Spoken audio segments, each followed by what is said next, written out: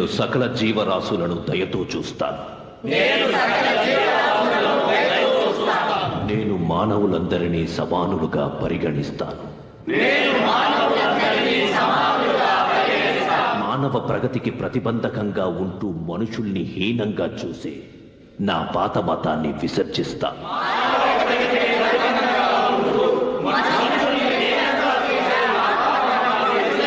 ఇది నాకు పునర్జన్మ. నేనిక హిందూ దేవుళ్లను పూజించను, హిందూ ధర్మాలను పాటించను.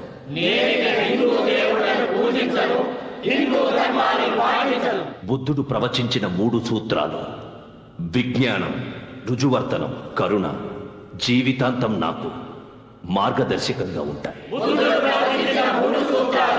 విజ్ఞానం, రుజువర్తనం, కరుణ జీవితాంతం